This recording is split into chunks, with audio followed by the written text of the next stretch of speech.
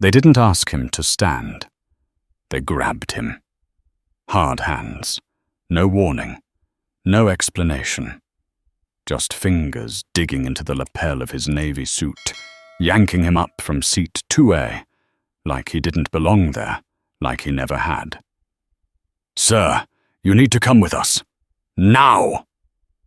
The voice was loud enough to cut through the low hum of the cabin.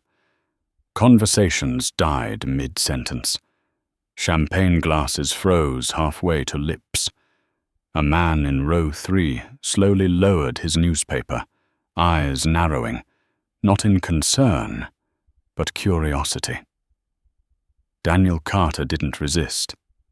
Not yet. His body moved with the force pulling him, but his eyes stayed steady. Calm. Locked forward, watching everything. The aisle was narrow. Too narrow for dignity. His shoulder clipped the edge of a seat. Fabric tore. A sharp rip that sounded louder than it should have. Someone gasped. A woman in first class pressed her hand to her chest like she'd just witnessed something obscene. "Jesus," a man whispered under his breath, not stepping in, not looking too long. Daniel stumbled once, just once. His shoe slipped against the polished floor. He caught himself on the armrest. For a moment, it looked like he might speak. He didn't. Behind him, a voice laughed, dry, satisfied. That's what happens when you don't know your place. Richard Hayes, 52. Loud suit, louder ego. He stood in the aisle, one hand resting casually on the leather headrest that Daniel had just been sitting in, like it already belonged to him, like it always had. "Unbelievable," Richard muttered, shaking his head, though there was a smile pulling at the corner of his mouth, holding up a whole flight over a seat. Some people got no sense. No one answered him. But no one challenged him either. That silence spread faster than anything else. The two airport officers didn't slow down. One of them, broad shoulders, name tag reading Officer Jenkins, tightened his grip when Daniel's arm tensed for half a second. "Don't make this harder than it needs to be," Jenkins said, low, firm, already done with the situation. Daniel turned his head slightly. "Just enough." "I'm not resisting," he said. His voice wasn't loud. It didn't need to be. It carried anyway. Even. Controlled. The kind of voice that didn't belong to panic, didn't belong to guilt. Jenkins didn't respond. He didn't care. To him, this was simple. A problem. A removal. A cleared cabin. That's how it always was. As they dragged Daniel past row 3, a woman pulled her child closer. Not out of fear of Daniel, but out of instinct. Something about the scene felt wrong, even if she couldn't explain why. "He didn't do anything," she murmured, barely audible. Her husband nudged her knee. "A warning. Don't get involved." Up ahead, near the galley, Susan Miller stood frozen. 41. Perfect posture. Immaculate uniform. Years of training stitched into every movement. But right now, her hands were shaking. Not visibly. Not enough for most people to notice. But Daniel saw it. He saw everything. She avoided his eyes. She focused on her tablet instead, tapping the screen like there was something important there, like numbers could justify what had just happened. They couldn't. "Ma'am, step aside," one of the officers said as they approached. Susan stepped back immediately. Too quickly. Yes, of course. Her voice cracked on the last word. Daniel stopped walking. Not because he was resisting, because they had stopped pulling. For a second, everything held. The cabin, the air, the tension. He turned his head, looked directly at Susan. It wasn't anger in his eyes. That would have been easier. It was something colder. Disappointment. "You made the call," he said quietly. "Not a question." Susan swallowed. Hard. I followed procedure." Even as she said it, she knew it wasn't true. There was no procedure that said, remove a man with a valid ticket because another passenger raised his voice. There was no policy that said prioritize status over fairness. But there was fear, and fear always wrote its own rules. Behind them, Richard scoffed. "Procedure," he repeated, amused. "That's right. That's exactly what it is." He stepped forward slightly, adjusting his cufflinks, eyes scanning the cabin like he was addressing an audience. "You pay enough, you expect things to run right, not deal with disruptions." The word hung in the air. Heavy, ugly. No one challenged that either. Daniel looked at him. Really looked at him. Like he was memorizing something. Not the face, not the suit, the behavior, the assumption, the certainty.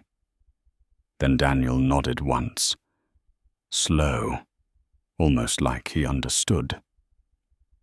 "Let's go," Jenkins snapped, pulling him again. This time, Daniel didn't pause. They dragged him through the galley, past the curtain, into the jet bridge. The moment the cabin door shut behind them, the sound changed. Inside the plane, everything had been muted, controlled. Out here, it was raw. The heat hit first. Thick, heavy, smelling faintly of jet fuel and metal. Jenkins shoved him forward, harder than necessary. "Move." Daniel caught himself against the wall. His hand slid along the cold surface. His breathing stayed steady, but his chest rose deeper now. Not panic. Control. The other officer, Ramirez, glanced at him. Something flickered there. Uncertainty. It was brief. Gone just as fast. "You're being removed for failure to comply with crew instructions," Ramirez said, like he was reading from a script he'd used 100 times before. Daniel straightened his jacket. What was left of it? The sleeve was torn, the fabric stretched, one button missing. He looked down at it for a second, then back up. "I had a valid ticket," he said. Jenkins shrugged. "Not anymore." Simple as that. Inside the plane, laughter broke out again. Faint, distant, but clear. Richard Hayes settling into seat 2A, claiming it, owning it. Daniel turned his head just slightly, looking through the small window in the door. He could see him, reclined, relaxed, a drink already in his hand, toasting, like he had just won something. Daniel watched him for a long second. Then he reached into his pocket. His phone was still there, untouched. He stared at the screen. No hesitation, no doubt. Just a quiet, dangerous kind of certainty settling in. 3 hours ago, in a quiet office in Manhattan, signatures had been placed on paper. Billions of dollars had changed direction. Ownership had shifted. Power had moved. But none of that had been visible. Not here. Not to them. they saw a man in a suit. Not the man who now owned the plane they were sitting in. Daniel unlocked his phone, brought it to his ear. When the line connected, his voice didn't rise. It didn't need to. "Evelyn," he said. A pause, then calm, cold, absolute. "Activate Protocol 0. Behind him, the plane engines began to hum, preparing for departure. Inside, they thought the story was over. They were wrong. It hadn't even started yet. The jet bridge door slammed shut behind him, sealing the cabin off like nothing had happened. Inside, the temperature dropped back into that artificial calm. Soft lighting, polished surfaces, the illusion of order restored. Captain Robert King stepped out of the cockpit with a sigh that carried just enough irritation to be heard. "All right," he said, clapping his hands once, sharp, commanding. "Let's reset. We're already behind."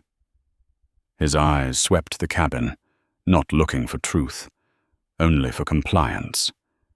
He didn't ask what happened. He had already decided.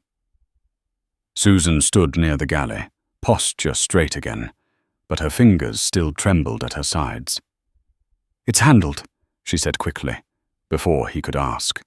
Passenger refused instructions. Security removed him. Robert gave a short nod. "That was enough. Good. Close the door. Let's get moving. No questions. No review. No doubt. Just momentum." Back in seat 2A, Richard Hayes leaned back slowly, claiming the space with the kind of satisfaction that settled deep in his bones. He adjusted the headrest, like he was adjusting a throne. "That's better," he muttered, loud enough for the row behind him to hear. "Some people just need to be reminded how things work." He picked up his glass, took a slow sip, let it linger. A man across the aisle, mid-60s, grey suit, old money posture, watched him carefully. "That seemed excessive," the man said, voice measured. Richard turned his head, eyes narrowing slightly. "Excessive?" he repeated, almost amused. "You call holding up a full flight over a seat reasonable?" The man didn't answer immediately. He glanced toward the door, toward where Daniel had been taken. He didn't seem disruptive. Richard chuckled. Low, dismissive. "They never do at first," he said. "That's the trick. Act calm, act entitled.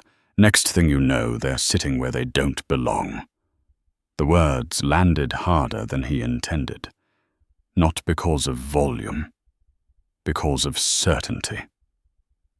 The man in the grey suit leaned back, said nothing more. He had seen enough of the world to recognize something off, but not enough to challenge it. A few rows back, a woman in her 70s adjusted her scarf, her lips pressed thin. "They dragged him," she whispered to her husband, "like he was dangerous." Her husband kept his eyes on his hands. "They had their reasons," he murmured. "It was easier that way." Up front, Susan exhaled slowly, steadying herself. She turned to Fiona, the younger flight attendant, who had been silent through everything. "Door," Susan said. Fiona hesitated. Just for a second. Her eyes flicked toward the jet bridge window, then back to Susan. "Are we sure? Close the door," Susan repeated, sharper now. Fiona nodded quickly, moved. The door sealed with a hydraulic hiss. That sound echoed. Final, like a decision that couldn't be undone. In the cockpit, Robert settled into his seat, adjusting his headset. Ground, Skybridge 402, ready for pushback. His voice returned to that practiced calm. That smooth, controlled cadence pilots wore like armor.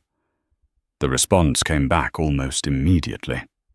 "Skybridge 402, hold position." Robert frowned. "Hold?" he repeated, glancing at his CO pilot, David Lang. David shrugged, fingers still moving over the controls. "Probably traffic," David said. "Runway's busy today." Robert didn't like delays. Not small ones, not big ones, not any. "Ground, confirm reason for hold." A pause. Longer this time. Static filled the line. Then Skybridge 402, stand by. Robert leaned back slightly, irritation building. "What is this?" he muttered. "We were clear 2 minutes ago." David didn't answer. His eyes were on the instruments, but his mind wasn't. It was back in the cabin, back on the man they had just removed. There had been something about him, not fear, not anger, something else. "Captain," David said quietly, "that passenger, you notice how calm he was?" Robert didn't look at him. "Calm doesn't mean harmless," he replied. "It means practiced." David frowned. "That's not what I meant." Robert finally turned his head. "Then what did you mean?" David hesitated, chose his words carefully. He didn't argue, didn't raise his voice, didn't threaten anyone. So why escalate that fast? Robert's jaw tightened. "Because we have procedures," he snapped. "Because we don't negotiate with passengers who refuse crew instructions. That's how you lose control of a cabin." David held his gaze. But he had a ticket. That landed. Harder than expected. Robert looked away. Tapped the console once. Twice. "Doesn't matter," he said, quieter now. "Not once it becomes a problem." The intercom crackled. Susan's voice came through. "Captain, cabin is secure." Robert pressed the button. "Copy that. We're waiting on clearance." His tone was steady again. Controlled. But something had shifted. Outside, the pushback tug connected to the nose gear. Ground crew signaled. Engines began to spool. Low. Powerful. Alive. Back in first class, Richard stretched his legs. Completely at ease now. "See?"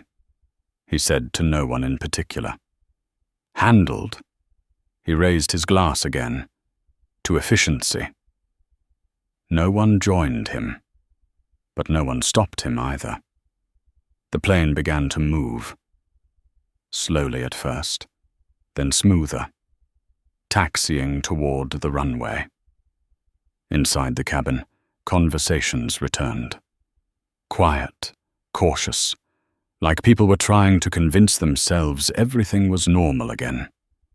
Fiona moved down the aisle with a tray, her smile tight, rehearsed. "Would you like anything else, sir?" she asked Richard. "Another scotch," he said, not looking at her. She nodded, turned. Her hands shook slightly as she poured. Behind her, 2 men in suits whispered. "You see the way they dragged him?" "Yeah." "Didn't look right." "Nothing ever looks right when it's not your problem." That shut the conversation down. Up front, Susan stared at her reflection in the galley panel. Perfect uniform. Perfect hair. Perfect composure. She forced a smile. It didn't reach her eyes. The intercom crackled again. But this time, it wasn't from the cockpit. It was a colonel. Sharp, urgent. Skybridge 402, stop taxi immediately. Robert froze. His hand hovered over the throttle. Ground. Say again. Stop taxi immediately. This is a company directive. Robert's stomach tightened. Company directive? That wasn't standard. Not during taxi, not without reason. Ground, confirm nature of directive. Another pause. Then, Skybridge 402, you are ordered to return to gate immediately. Do not proceed to runway. Silence filled the cockpit. David looked at Robert. Robert didn't move. Who issued that? He asked, voice lower now. The response came back slower this time. Measured. Careful. Directive issued from executive office. Highest level. Robert felt something cold slide down his spine. Executive office. That didn't happen. Not like this. Not mid-operation. Ground, he said, forcing control back into his voice. We are fully operational. No issues reported. Request clarification. The answer came back. Final. There is no clarification, Captain. Return to gate. Immediately. In the cabin, the engines slowed. The plane turned, not toward the runway, back toward the terminal. Confusion spread instantly. What's happening? Someone asked. Richard sat up, glass still in his hand. Hey, he called out, voice sharp now. Why are we turning? No one answered him. Not yet. But something had changed. The calm was gone, replaced by something heavier, something coming. And this time, no one was ready for it. The plane rolled to a slow, uneasy stop at the gate, engines idling low, like something breathing in the dark. No one spoke at first. Then the murmurs began. What the hell is going on? Did we hit something? Is this a mechanical issue? Voices layered over each other, thin threads of irritation and confusion weaving into something sharper. Up front, Susan gripped the edge of the galley counter, her knuckles pale. She had just gotten off the intercom with the cockpit. Her mouth was dry. They said, "We have to stay seated," she told Fiona, her voice low, almost disbelieving. "No one gets off." Fiona blinked. "What do you mean, no one gets off?" "I mean exactly that." Susan straightened, forcing control back into her posture. She stepped into the aisle, lifted the intercom handset, pressed the button.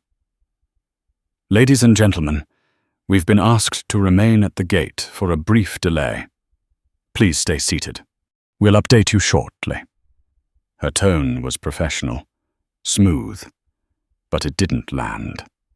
Not this time. In seat 2A, Richard Hayes slammed his glass down on the tray table hard enough that the liquid inside sloshed over the rim. "Unacceptable," he snapped. "Absolutely unacceptable." He unbuckled his seatbelt with a sharp click and stood up.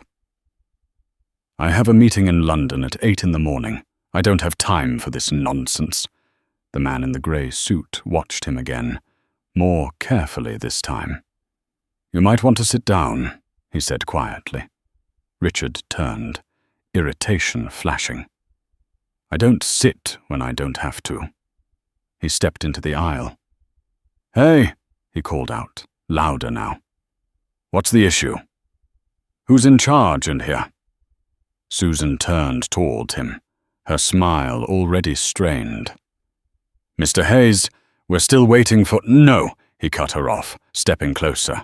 "You already had your issue. You removed it. The word hung there. Issue. Not person. Not man. Issue. So what is this? He continued, gesturing toward the front of the plane. Did your system glitch again? Or did someone else decide they didn't like their seat? A few passengers shifted uncomfortably. The woman in row 3 looked down at her hands. The older man across the aisle sighed softly. No one spoke. Up in the cockpit, Robert King stared at the radio like it had just betrayed him. "This doesn't make sense," he muttered. David Lang sat rigid beside him, headset pressed tight against his ear. "Captain, they're serious," David said quietly. They repeated it twice. "Direct order." Robert exhaled sharply through his nose. "From the executive office," he said, the words tasting strange in his mouth. "That's not protocol. That's not how this works." David didn't answer, because they both knew something. This wasn't normal. Not even close. Robert keyed the mic again. "Ground. Confirm reason for return." The reply came faster this time. "We are not authorized to disclose. Return to gate and await further instruction." Robert's jaw tightened. He didn't like not knowing. He didn't like losing control. And right now, he had neither. Back in the cabin, the tension thickened. Fiona moved down the aisle, but she wasn't offering drinks anymore. She was watching faces, reading the room, trying to understand something that didn't add up. She stopped near row 4. The woman who had whispered earlier looked up at her. "Is this about that man?" she asked softly. Fiona hesitated. Just for a second. "I don't know, ma'am." But her eyes said something else. Something closer to yes. At the front, Susan stood still, arms folded now, not out of authority, but out of containment. She could feel it. Something coming. Something she couldn't control. The cabin door remained closed, locked, waiting. Outside, the jet bridge began to move. Slow, mechanical, a low grinding sound that carried through the walls of the aircraft. Every head turned toward the door. Richard scoffed. "Finally," he muttered. "Took them long enough."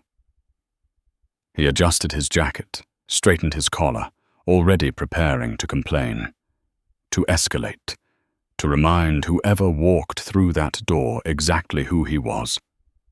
The hydraulic seal released with a sharp hiss. The door cracked open. Light spilled in from the terminal. Bright, harsh, real.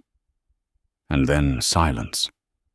Because the man who stepped through wasn't a mechanic, wasn't security, wasn't anyone they expected. Daniel Carter walked onto the plane, slow, measured, different. His jacket was still torn, one sleeve hanging loose, one shoe missing. But none of that mattered anymore. Not the way he moved, not the way the air shifted around him. Behind him stood 4 men in dark suits, broad, still, eyes scanning everything. Not airport security. Not law enforcement. Something else, authority without explanation. And beside them, a man in a grey suit, mid-50s, sweating through his collar, clutching a tablet like it might save him. Station manager. Every crew member recognized him instantly. Susan's breath caught. "Mr. Henderson?" she whispered, almost to herself.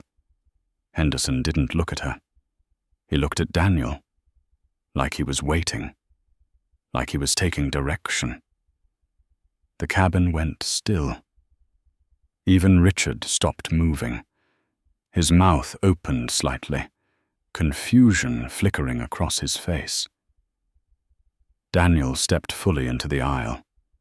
The limp was still there. Subtle, but present. Each step deliberate. Each step controlled. He didn't look at Richard. Not yet. His eyes moved across the cabin, taking it in. Every face. Every reaction. The businessman in row 3 who couldn't hold eye contact. The woman in row 4 who had whispered. Fiona, frozen near the galley, tray still in her hands. And finally, Susan.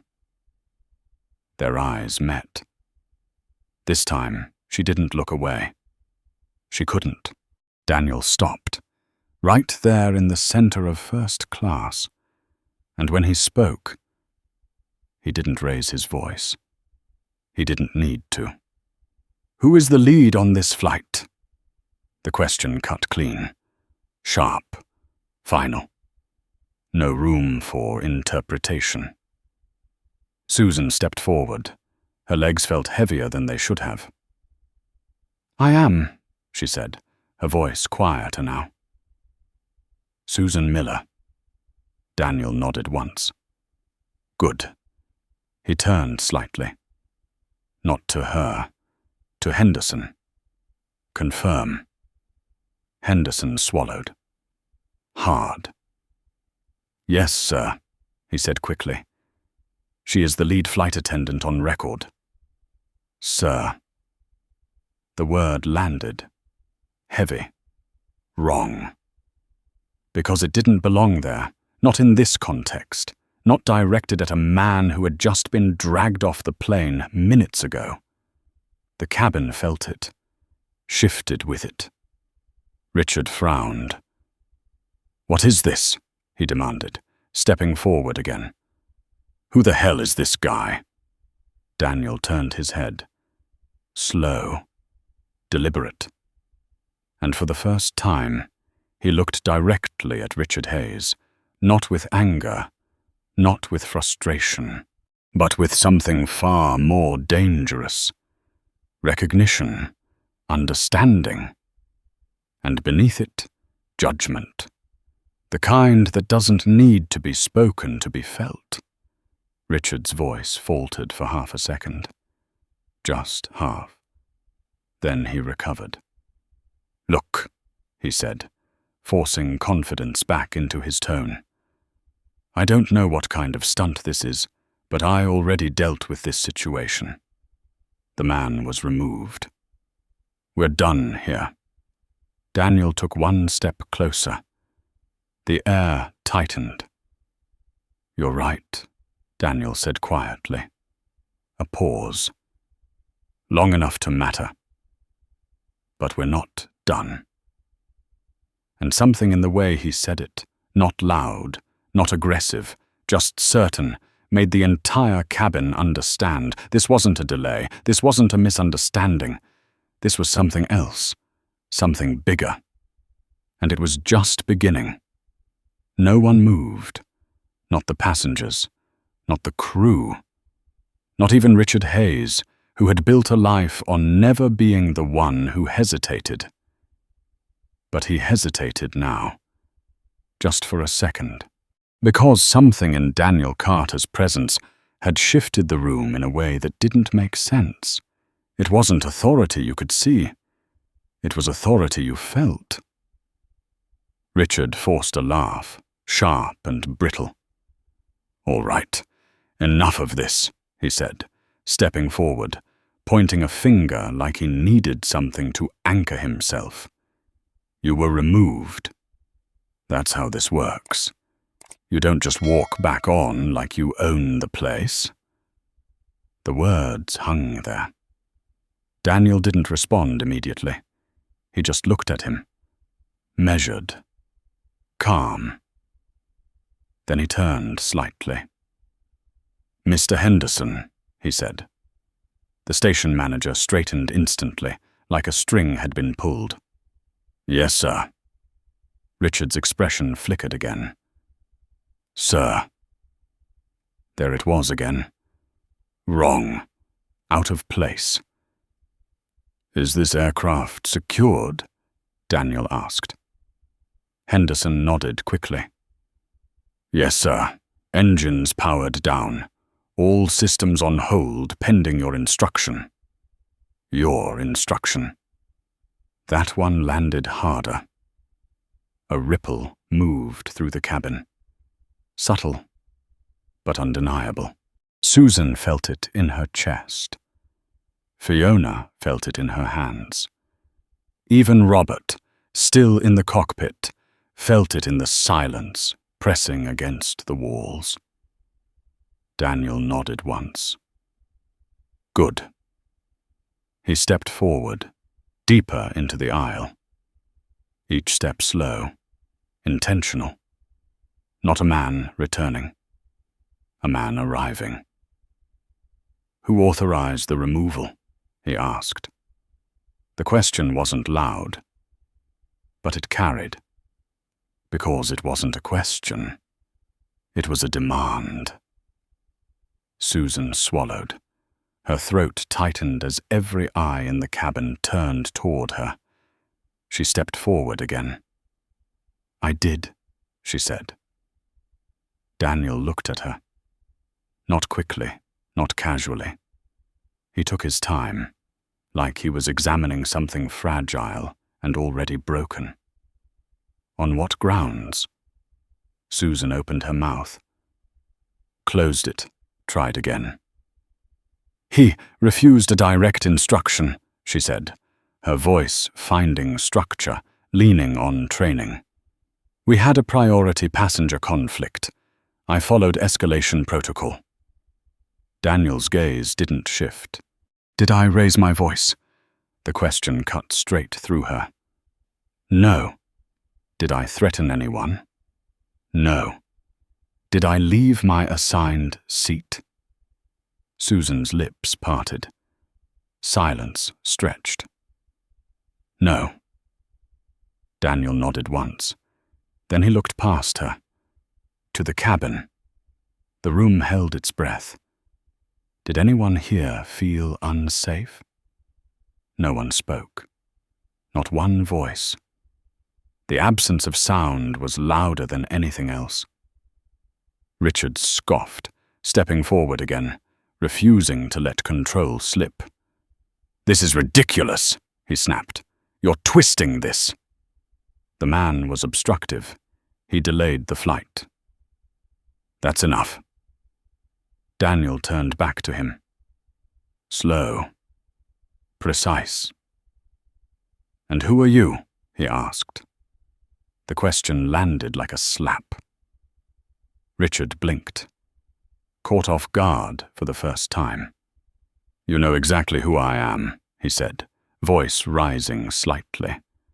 "Richard Hayes, CEO of Hayes Infrastructure. I spend over $500,000 a year flying with this airline." Daniel tilted his head. "Is that supposed to matter?" Richard's jaw tightened. "It means I expect a certain level of service." Daniel took another step closer. Now they were only a few feet apart.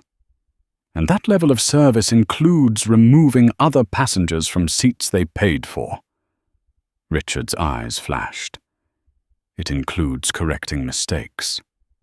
Daniel nodded slowly. "I see." A pause. Then, there was no mistake. The words dropped clean. Final. And something inside the cabin shifted again.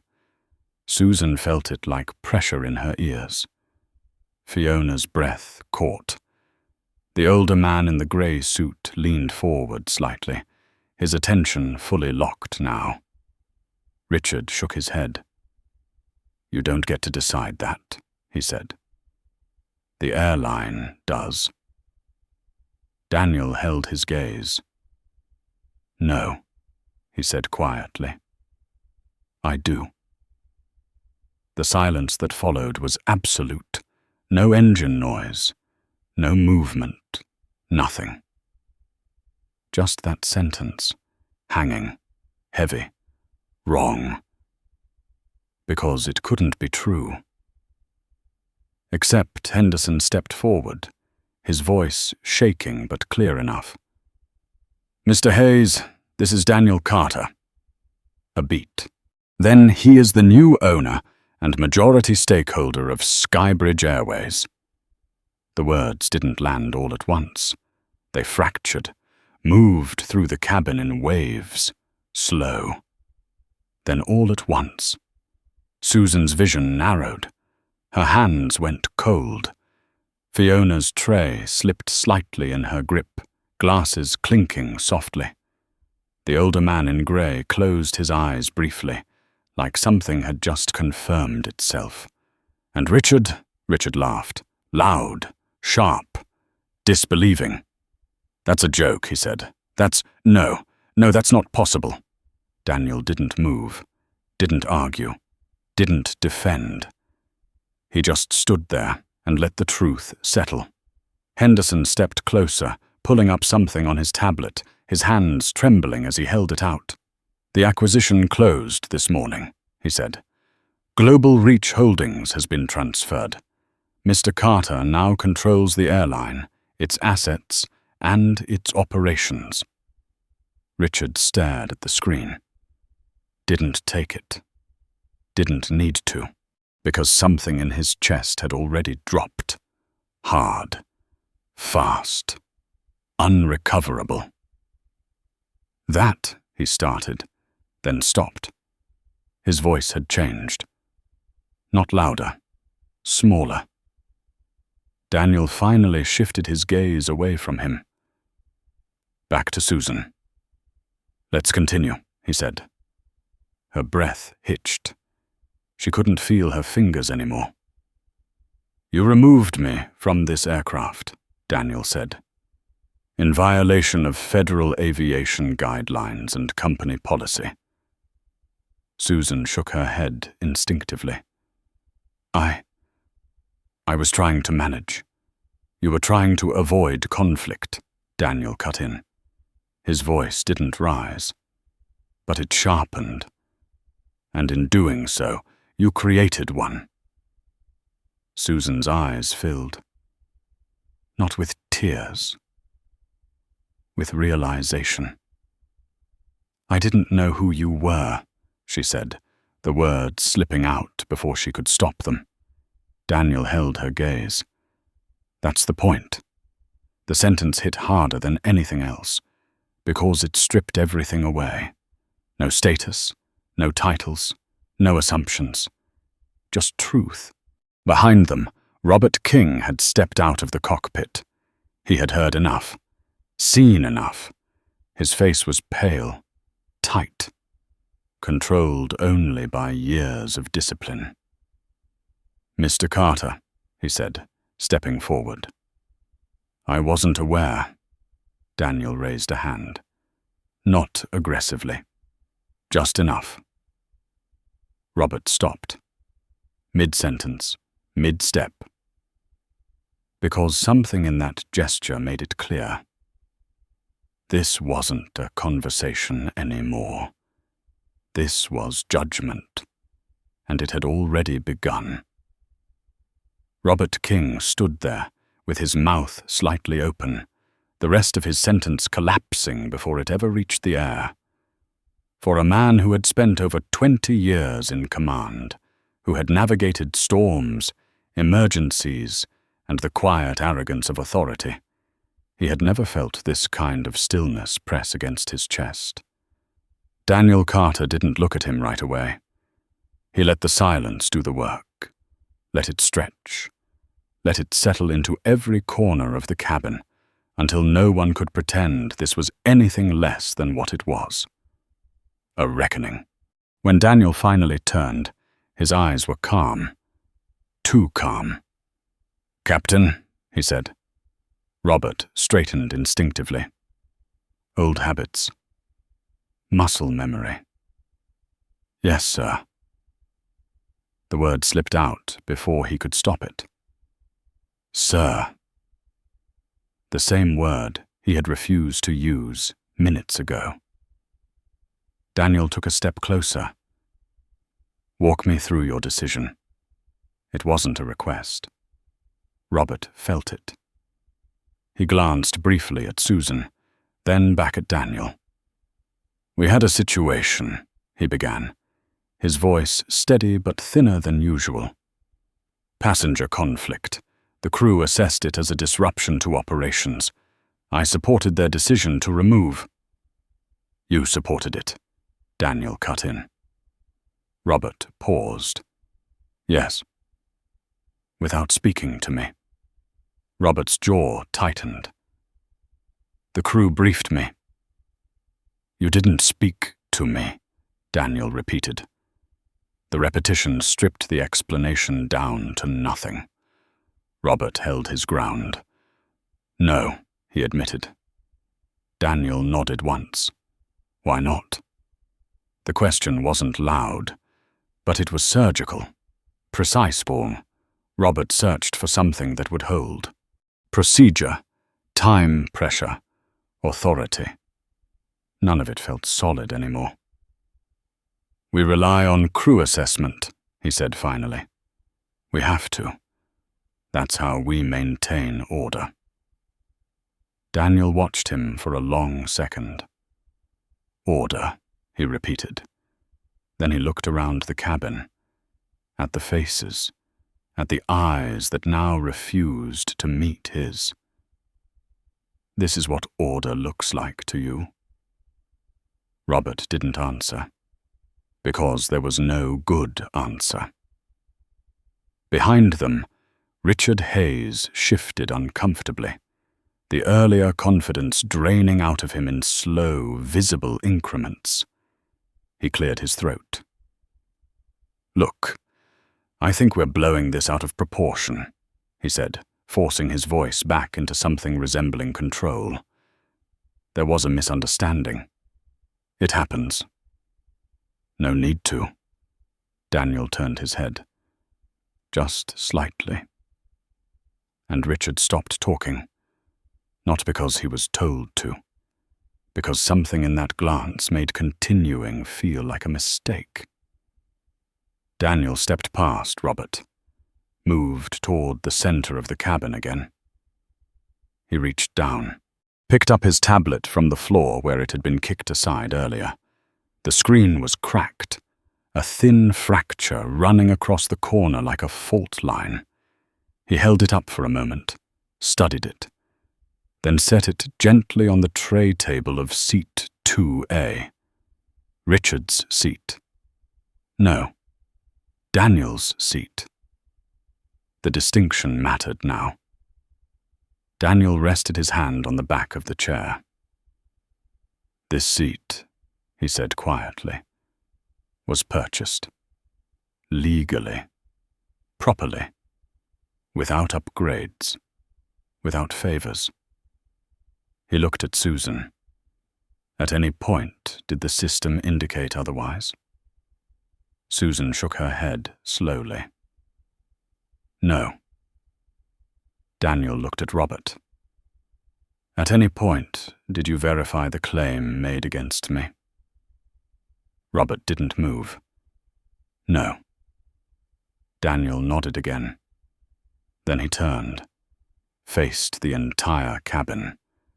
His voice didn't rise, but it carried. Let's be clear about what happened here. A pause. You removed a paying passenger from a seat he legally occupied. Another pause. You escalated without cause. Another. And you did it because someone louder told you to.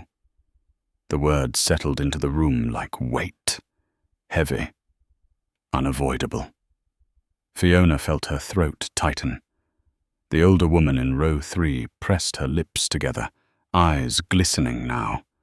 The man in the grey suit leaned forward, elbows on his knees, watching closely. Richard shifted again. "This is getting ridiculous," he muttered, but there was no conviction behind it now. "You're making it sound like—" Daniel raised a hand. Not sharply, not aggressively, but final. Richard stopped. Again. Daniel turned back to Susan. "Company policy," he said. Section 4, paragraph 3. Involuntary removal. Susan's eyes widened slightly. She knew it. Of course she knew it. She had trained it. Lived it. "Passengers may not be removed from their assigned seat unless they pose a safety threat," she recited, her voice barely above a whisper. Daniel tilted his head. "Did I pose a safety threat?" "No." The word came out before she could stop it. Honest. Unprotected. Daniel let the silence follow. Then, "You're relieved of duty." The sentence dropped clean. No emotion. No hesitation. Just finality. Susan blinked. "Once. Twice she started, but the words didn't form. "For this flight?" Daniel held her gaze. "For the company." The air left her lungs. Around them, a collective inhale. Sharp. Disbelieving. Fiona's hand flew to her mouth. Robert stepped forward. "Mr. Carter, maybe we should—" "Stop," Daniel said. And Robert stopped, immediately, because there was no mistaking the tone now. Authority. Absolute. Daniel turned to him. "You supported the decision," he said. "You enforced it. You escalated it." Robert's chest tightened. "Yes," he said, quieter now. Daniel nodded. "Then you're accountable for it." A pause. "You're relieved as well." Robert stared at him. For a moment, the weight of it didn't land. Then it did. All at once. His career, his reputation, decades of command. Gone. Just like that. "You can't," he started, then stopped himself. Because he knew. He absolutely could. Daniel didn't argue, didn't justify. He simply turned away. The decision already made, already executed. Robert stood there, frozen. David Lang appeared behind him, eyes wide, taking in the scene with growing disbelief. "Captain," he whispered. Robert didn't respond. He couldn't. Because for the first time in his career, he had no authority left to stand on. Daniel moved again, back toward Richard Hayes, slow, deliberate, the space between them closing with each step. Richard didn't step back, but his body leaned, just slightly, enough to betray what he was feeling. Daniel stopped in front of him. "Close now. Too close for comfort." "Mr. Hayes," he said. Richard swallowed, forced a smile that didn't reach his eyes. "Look, Mr. Carter, I think we got off on the wrong foot." Daniel didn't smile, didn't nod, didn't soften. "You said something earlier," he said, "about knowing how things work." Richard's smile faltered. Daniel leaned in slightly. Not threatening, but undeniable. "Let me show you how they work now." And for the first time since this started, Richard Hayes had no response. Richard Hayes felt it before Daniel said anything else. That quiet shift, the kind that happens when a room stops belonging to you. He straightened his jacket anyway. Reflex. Habit. The last fragments of control clinging to posture when substance was already gone. "Look," Richard said, voice lower now, more careful. "There's no need to make this personal." Daniel didn't answer immediately. He just looked at him, close enough now to see the small things, the tightening at the corner of Richard's eyes, the shallow rhythm of his breathing, the way his hand hovered near the seat back like he needed something solid to hold on to. "This was never personal," Daniel said. A pause.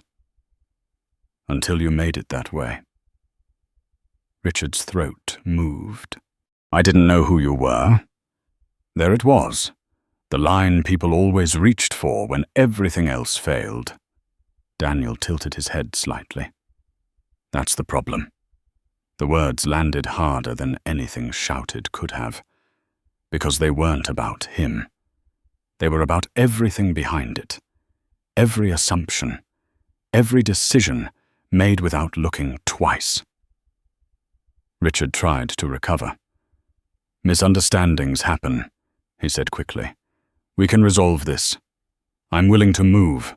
I'll take 4D, no issue." He gestured vaguely down the aisle, already stepping sideways, already retreating.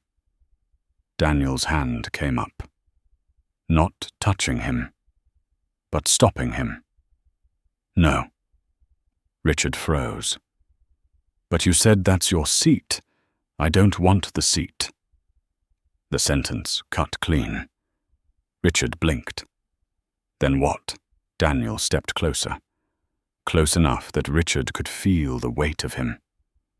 "I don't want you on this plane." Silence. Not the kind that fades, the kind that locks in place. Richard stared at him. "You can't do that," he said, but the conviction was gone. "I'm a Platinum Legacy member.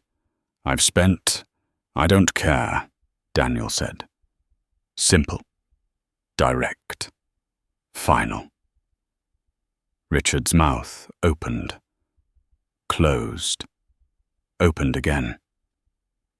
Nothing came out. Behind them, Henderson shifted his weight, waiting. Daniel didn't look at him. He didn't need to.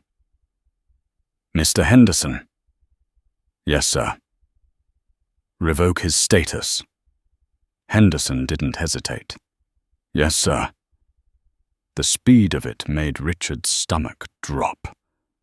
"Wait," he said quickly, stepping forward again. "You can't just erase. Those are earned benefits. That's value." Daniel's eyes didn't move.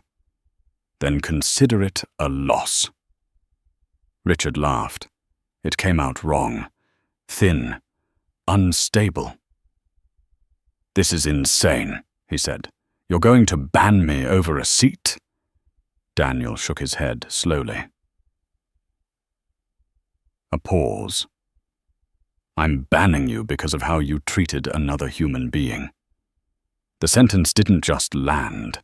It echoed. Because everyone in that cabin had seen it, felt it. And now they had to sit with it. Richard's face flushed. "That's not what happened," he snapped. "I didn't do anything wrong. I expected the service I paid for." Daniel held his gaze. "You expected someone else to be less than you?" Richard's eyes flickered. "Just for a second." "Enough." Daniel stepped back slightly. Creating space, not for comfort, for clarity. "Effective immediately," he said, his voice carrying across the cabin now. "Richard Hayes is banned from all Skybridge Airways flights. A collective intake of breath. His loyalty status is revoked. His miles are voided. His return ticket is cancelled." Each sentence hit like a hammer. Measured. Deliberate. Final. Richard shook his head.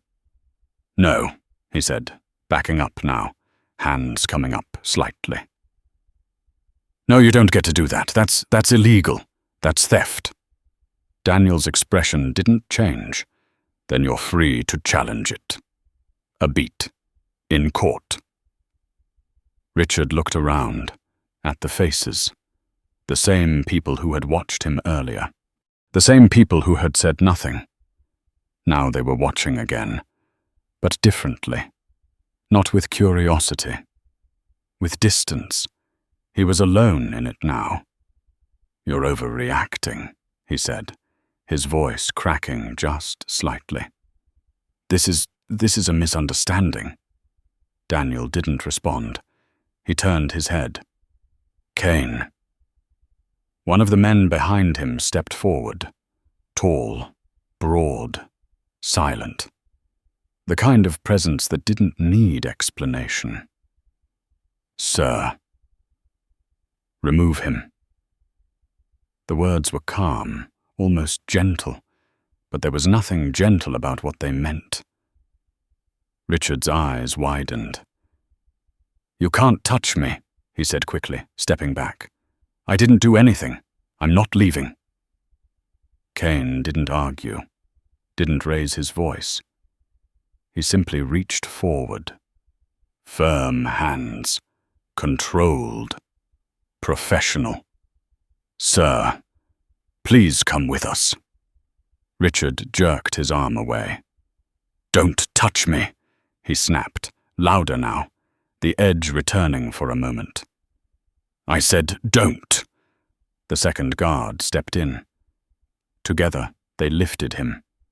Not violently, not roughly, but completely. His feet left the ground. His body reacted too late. "Put me down," he shouted, the words breaking apart as they moved him toward the aisle. "Do you know who I am? I will bury this airline. I will." "You're done," Daniel said quietly. Richard stopped struggling, not because he accepted it, because something in that voice made fighting feel pointless. They carried him past the seats, past the faces.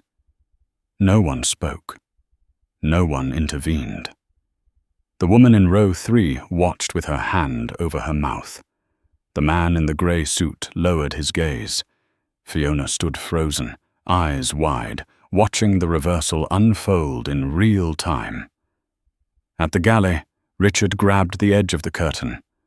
For a second, he held on. Then it tore free in his hand. Fabric ripping. A final, desperate sound. "Don't do this," he said. But now it was different. Quieter. Almost pleading. Too late. They moved him through the door. Out onto the jet bridge. Gone. The silence that followed was complete. Daniel stood there for a moment. Still. Then he exhaled. Slow. Measured. Not relief, not satisfaction. Something else. Something heavier. He turned back to the cabin. Faces watching. Waiting. Trying to understand what just happened. And what would come next. Daniel walked toward the front. Each step steady. Each step controlled. He reached the galley. Paused. Looked at Fiona. She stiffened instantly. "What's your name?" he asked. "Fiona," she said quickly. "Fiona Jenkins." Daniel nodded. Fiona, a pause. "Close the door." She blinked. "But we don't have a pilot." Daniel looked at her, and for the first time, something close to a smile touched his expression. "We'll figure that out." He stepped past her, into the cockpit, and as the door closed behind him, the entire plane understood. This wasn't just about a seat. This was about everything that came with it. And nothing was going back to the way it was. The cockpit door closed with a solid, final click, sealing Daniel Carter inside. For a moment, no one in the cabin moved. It wasn't fear. Not exactly.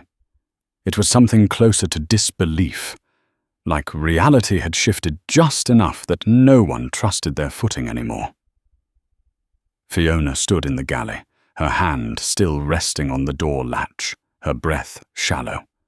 Behind her, the remaining crew exchanged glances that said everything they weren't brave enough to voice. "What do we do?" one of them whispered. Fiona didn't answer, because she didn't know, because for the first time since she had put on that uniform, there was no script to follow. In first class, the tension didn't break.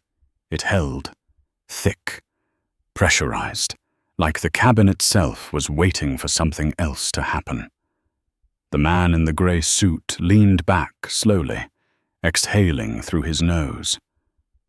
"Well," he murmured, almost to himself, "that's a first." No one responded. Susan was gone. Robert was gone. Richard was gone. And in their absence, the structure that had held the flight together just minutes ago had collapsed into something uncertain. The intercom clicked. A soft burst of static. Then Daniel's voice. Calm, even, in control. "Ladies and gentlemen." Every head turned. "Thank you for your patience." A pause. Not long. Just enough to settle the room. What you experienced today should never happen on any aircraft. Not under my authority. Not ever. The words carried. Clear, direct, no performance, no apology wrapped in corporate language. Just truth. I take full responsibility for what happened. Another pause.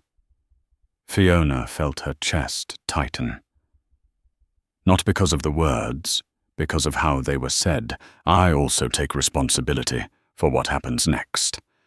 In the cockpit, Daniel sat in the captain's seat. The leather felt familiar. Not comfortable. Not yet. But known. His hands rested lightly on the controls, not gripping, not forcing. Just there. David Lang stood just behind him, still processing, still trying to understand how everything had unraveled so quickly. "You're serious?" David said quietly. Daniel didn't look at him. "Yes." David hesitated. "You're rated for this aircraft?" Daniel nodded once. Boeing 777, extended range, cargo, mostly. David blinked. That was years ago. Daniel reached forward, flicking a switch with practiced precision. Muscle memory lasts longer than people think. The screens came alive in front of him. Data. Systems. Information flowing back into place. Outside, ground crew hovered near the nose gear, unsure, waiting for direction that hadn't come yet. Back in the cabin, murmurs began to rise again. Did he just say he's flying the plane? This has to be a joke. They can't let him do that. The woman in row 3 shook her head slowly. "No," she whispered. "I think they can." Fiona moved toward the intercom, her steps measured, her mind racing. She pressed the button. "Captain," she said, her voice steadier than she felt. "We need a first officer." A pause. Then Daniel again. "Check the manifest." Fiona blinked. "The manifest?" "Yes." His tone didn't change. There's always someone. She swallowed, turned, grabbed the tablet from the galley counter, her fingers moving faster now, scanning names, positions, notes. Deadheading crew. Stand by. Passengers with certifications. Her eyes moved down the list.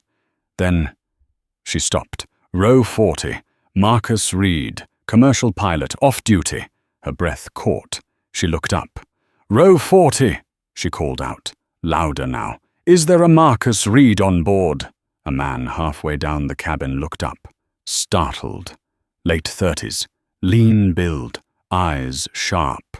He raised his hand slowly. That's me. Fiona exhaled. Sir, we need you in the cockpit. Marcus stood, confusion written across his face. What's going on? Fiona didn't hesitate. Our captain needs a first officer. That landed. Marcus looked toward the front, toward the closed cockpit door, then back at Fiona. You're serious? Yes. He grabbed his bag, moved forward. The cabin parted for him. Not because they were told to, because something about the moment demanded it. He reached the galley. Fiona opened the cockpit door. Marcus stepped inside. The door closed again. Inside, Marcus stopped, took in the scene. Daniel in the left seat, systems active, controls live. You're flying this? Marcus asked. Daniel glanced at him. Yes. Marcus studied him. Really studied him. Not the suit, not the status, the posture, the hands, the way he sat, and something in his expression shifted. Recognition. Not of who Daniel was, but of what he was capable of. Marcus nodded slowly. All right, he said. Let's fly. Daniel gave a small nod. Seat's yours. Marcus moved into position, strapping in, his movements quick, efficient. No hesitation now, no doubt. Because the cockpit didn't lie. Either you knew what you were doing, or you didn't. And Daniel knew. Outside, the engines began to spool again. Low, building, alive. In the cabin, the sound cut through everything. Conversations stopped. Heads turned. What's happening now? Someone asked. Fiona picked up the intercom again, her voice steadier this time, stronger. Ladies and gentlemen, we will be departing shortly. Please ensure your seatbelts are fastened. A pause. Then, almost without thinking, drinks will be served after takeoff.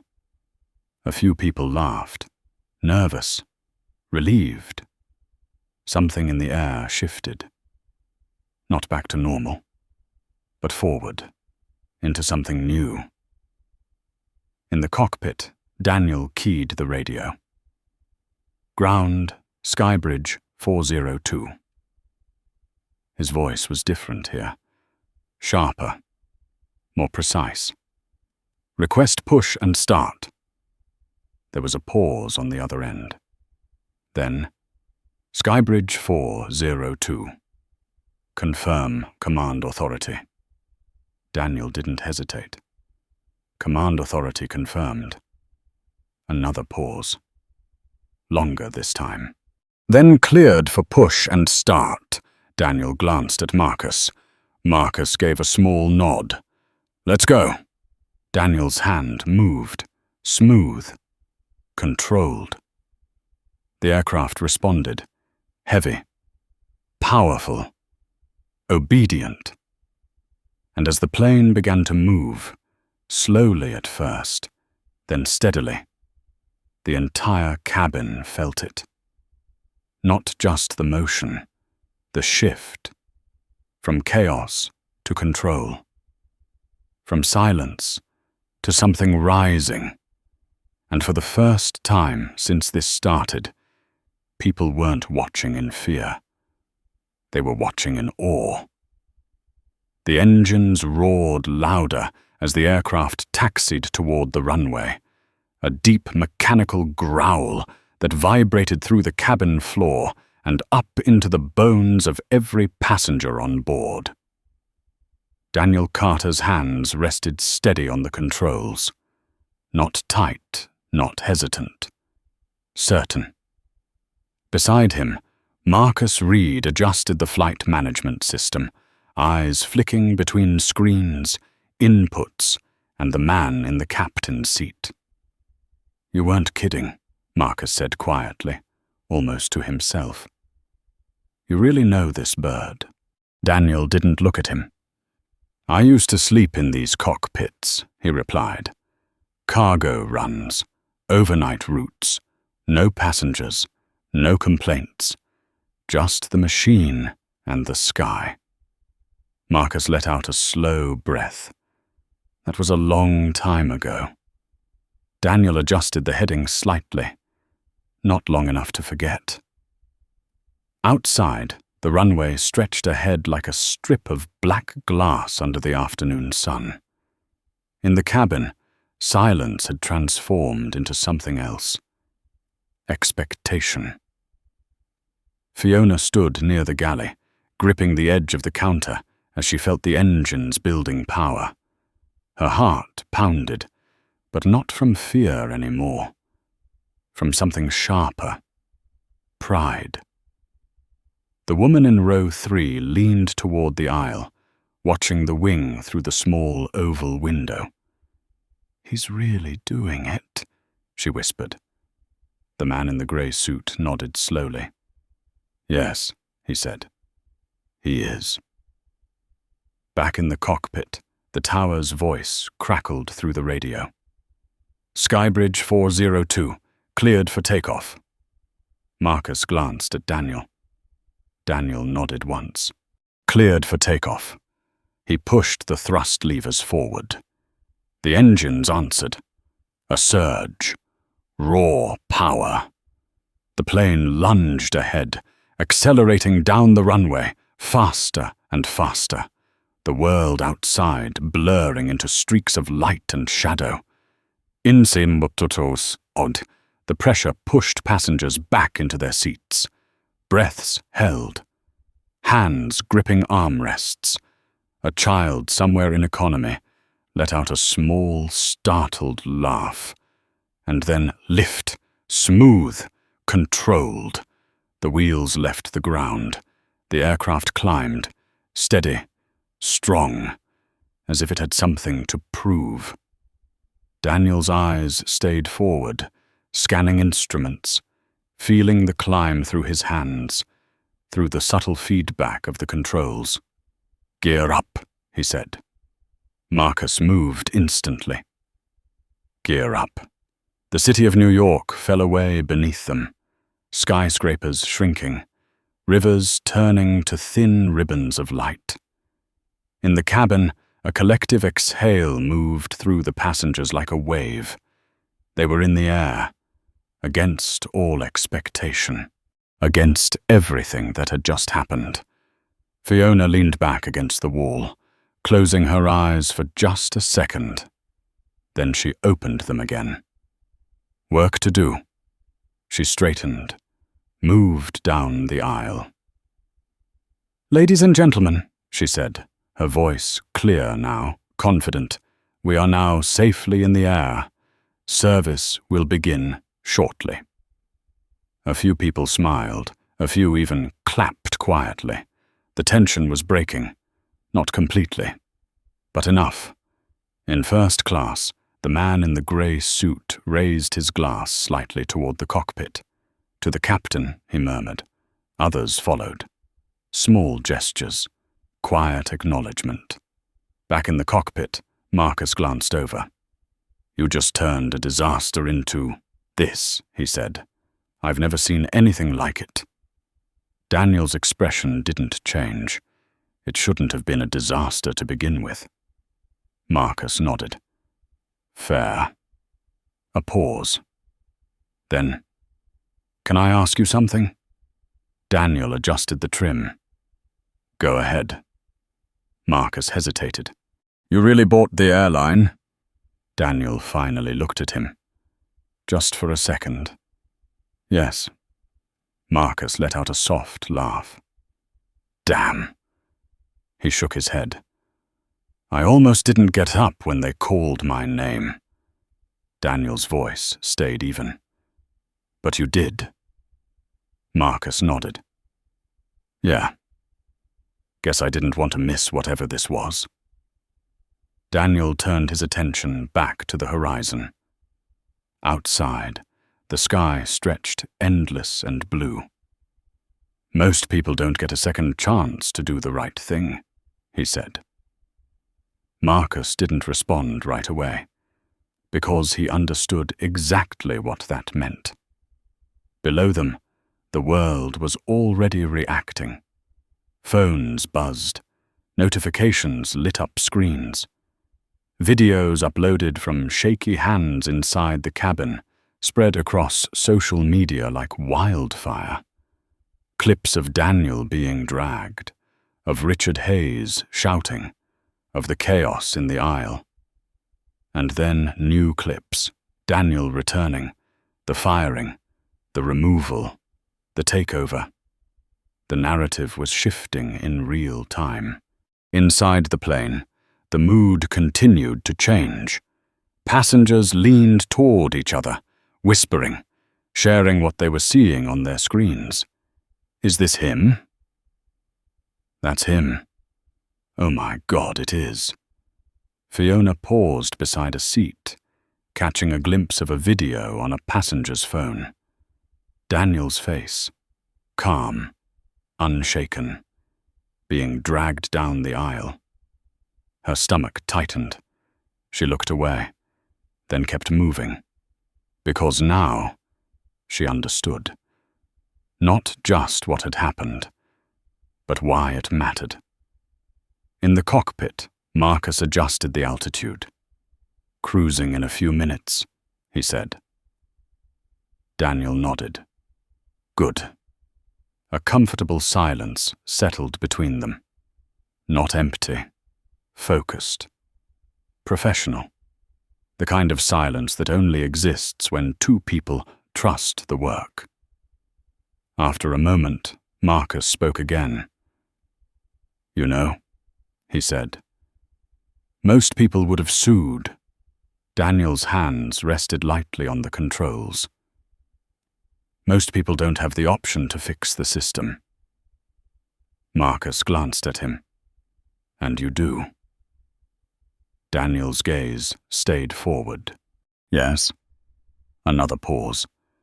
Then Marcus smiled slightly. "Remind me never to underestimate a quiet passenger again." Daniel didn't smile, but something in his eyes shifted. Just a fraction. Back in the cabin, Fiona finished securing the last tray.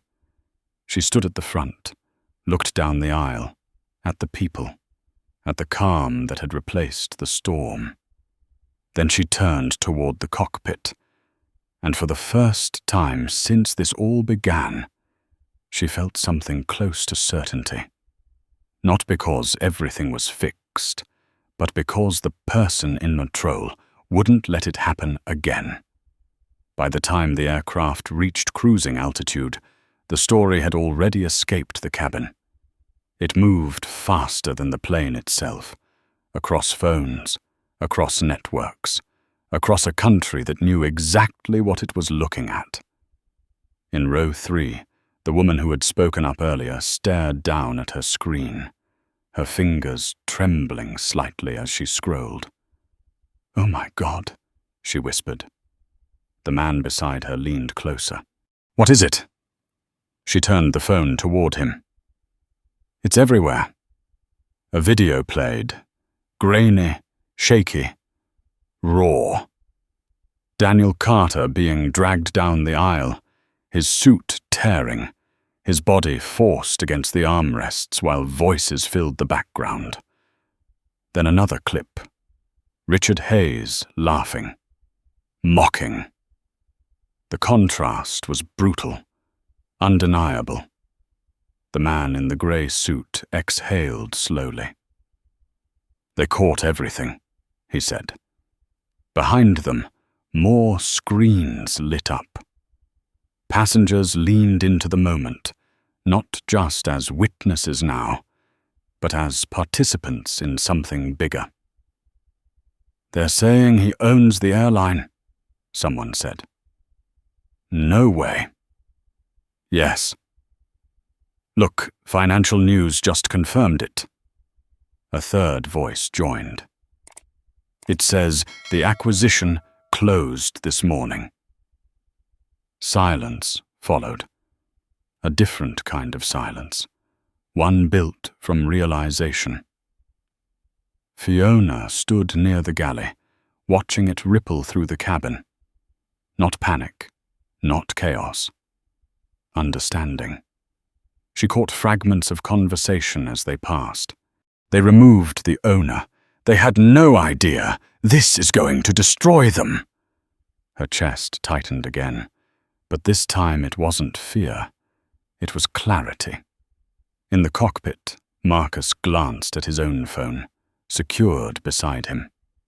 Notifications stacked one after another.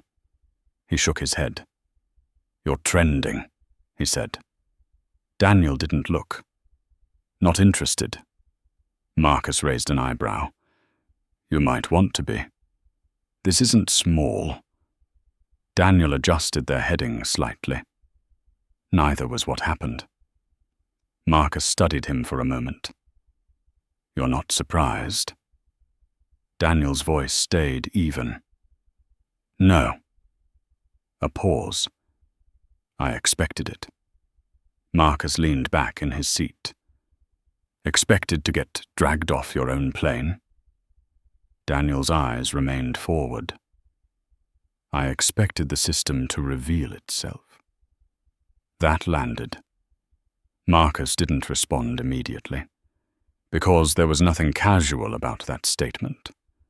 Below them, in New York, the consequences were already unfolding. Richard Hayes stood on the curb outside the terminal, his phone pressed tightly against his ear. "This is being blown out of proportion," he snapped. "I need you to get ahead of it. Now." He paced back and forth, ignoring the looks from passing travelers, ignoring the heat rising from the concrete. On the other end, a voice spoke calmly, measured, unimpressed. "Richard, have you seen the footage?" "Yes, I've seen it. It's out of context.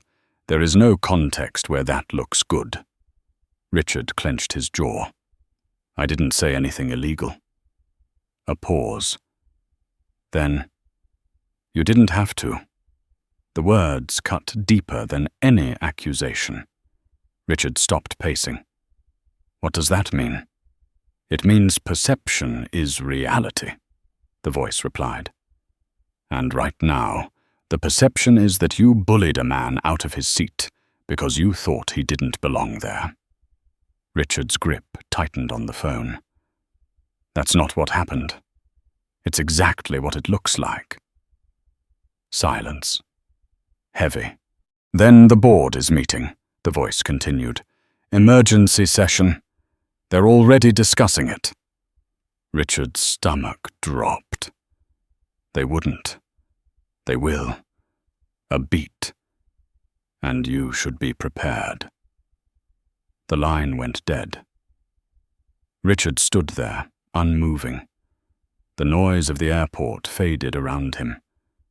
For the first time since this started, he felt it. Not anger, not outrage. Fear. Back in the air, the cabin had transformed. What had been tension was now energy. Alive. Electric. Passengers talked openly now, no longer avoiding eye contact, no longer pretending nothing had happened. A man in economy leaned across the aisle. "They fired the captain," he said, shaking his head in disbelief. "And the purser," someone added. "And banned that guy," another voice chimed in. Fiona moved through the aisle, serving drinks, but her attention kept drifting. To the conversations, to the screens, to the realization spreading through every row. She stopped briefly beside the woman in row 3. "You okay?" Fiona asked softly. The woman looked up. Her eyes were bright. "Yes," she said. I've seen this happen before." Fiona's expression shifted. "How so?" The woman hesitated. "Different place, different situation, same feeling." She glanced down at her phone again. At least this time, someone had the power to do something about it. Fiona swallowed, then nodded. "Yeah," she said quietly. This time they did. In the cockpit, Marcus leaned back slightly, watching the instruments stabilize. "Smooth ride," he said. Daniel nodded. "Good." Marcus glanced at him again. "You know this is going to change things, right?" Daniel didn't respond right away. The sky stretched endlessly ahead, clouds drifting below like a second world. "Finally, it has to." Marcus tilted his head. "Why?" Daniel's hands rested steady on the controls. "Because if it doesn't," he said, "then nothing we just did matters." Marcus let that sit, then nodded. "Fair enough." Another pause. "Then you ever think about what happens after we land?" Daniel's gaze didn't waver. "Yes." "And?" Daniel's voice stayed calm. "Accountability." Marcus let out a small breath. "Yeah," he said. "I figured." Back in the cabin, the energy continued to build, not chaotic, focused, purposeful. People weren't just reacting anymore. They were processing, understanding, and for some, recognizing. The man in the grey suit leaned back, folding his arms. "This isn't just about one flight," he said quietly to the person beside him. "No," the other man replied. "It's bigger than that." They both looked toward the front of the plane, toward the closed cockpit door, where Daniel Carter sat. Not as a passenger, not as a victim, but as something else entirely, something the system hadn't accounted for. And now, couldn't ignore. High above the Atlantic, the aircraft moved forward through the darkening sky. Steady, unstoppable, carrying with it more than passengers. Carrying a story, a moment, a shift. And as the sun dipped lower on the horizon, one thing became clear to everyone on board. This wasn't the end of what had started. It was only the beginning. The wheels touched the runway with a soft, controlled whisper. Barely a jolt, just a firm reminder that gravity had reclaimed them. London stretched beneath the aircraft, grey and gold under the fading light, a city that had no idea what had just crossed the Atlantic to reach it. Inside the cockpit, Daniel Carter eased back on the controls, guiding the aircraft down the runway with steady precision. "Smooth," Marcus said quietly, almost impressed. "That was really smooth." Daniel didn't answer. He was already focused on the next steps. "Reverse thrust," he said. Marcus complied.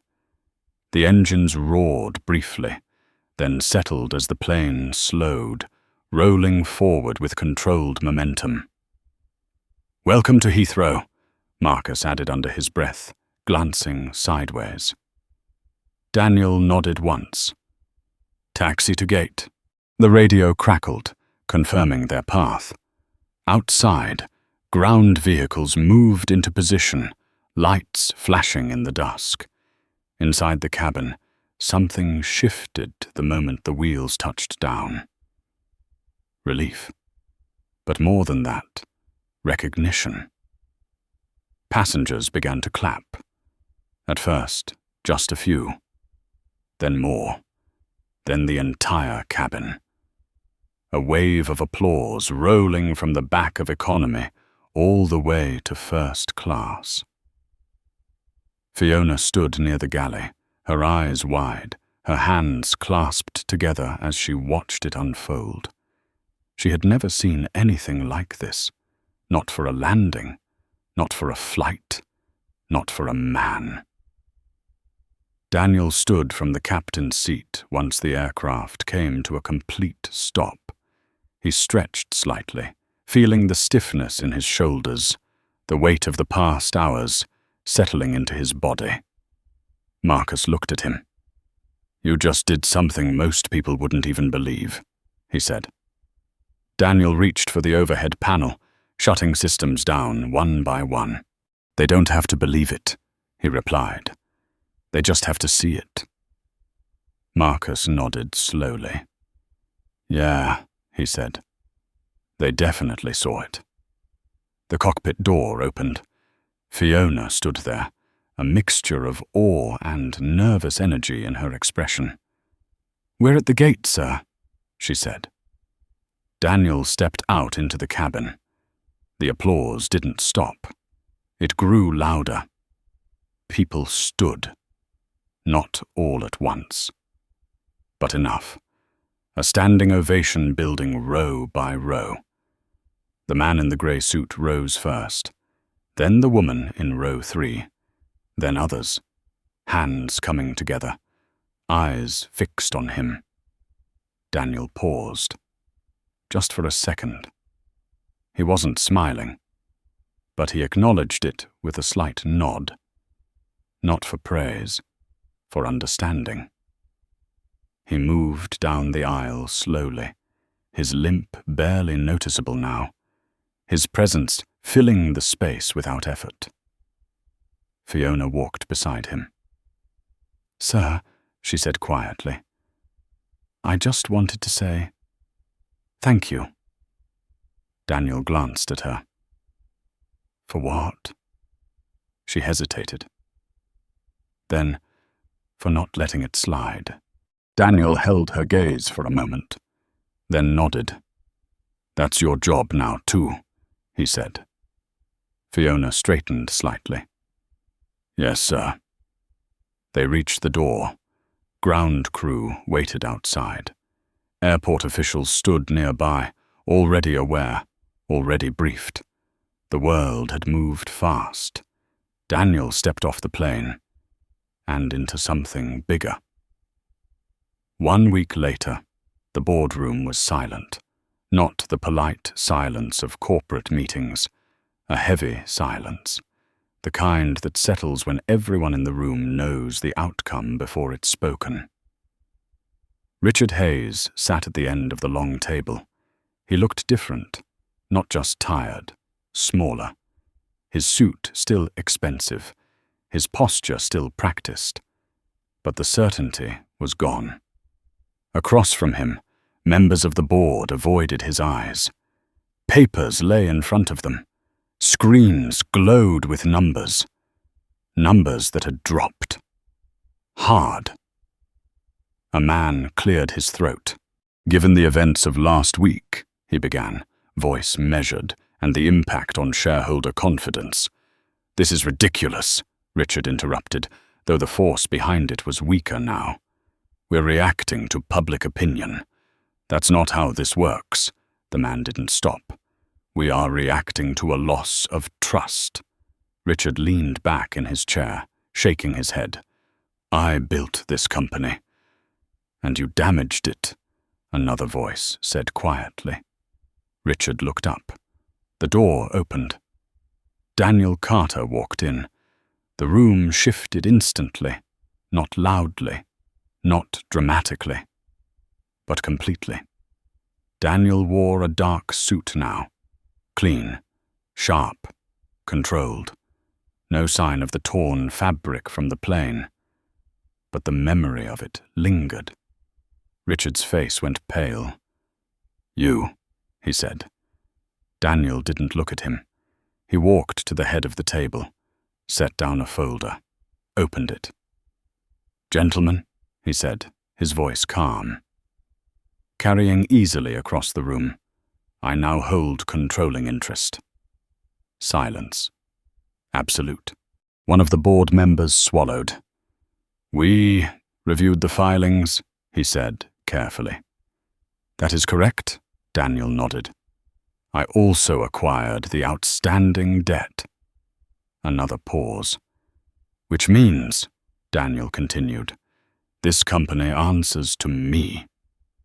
Richard's hand tightened on the armrest of his chair. "You did this out of spite," he said, his voice thin. "All of this because of what happened on that plane." Daniel finally looked at him. Direct. Unflinching. "No." A pause. This was always coming. Richard shook his head. "You're lying." Daniel stepped closer. Not aggressive. Just inevitable. "You showed me who you were," he said quietly. "The system just made it visible." The words settled in. Heavy. Final. Daniel turned back to the board. "I move to remove Richard Hayes from his position, effective immediately." A beat. "Seconded," someone said quickly. Hands went up. All of them. No hesitation. No resistance. Daniel looked at Richard. "It's done." Richard sat there. Still. For a moment it looked like he might say something. Fight. Argue. But he didn't, because there was nothing left to stand on. He stood slowly, picked up his briefcase, and walked out. No one stopped him. No one spoke. The door closed behind him with a quiet click. Daniel turned back to the table, opened his folder. "There's a lot to fix," he said. And he got to work, because this was never about a seat. It was about what that seat represented. Power, respect, dignity, and the cost of forgetting them. If this story stayed with you, take a moment to like, subscribe, and drop 3 words in the comments that describe what justice looks like to you.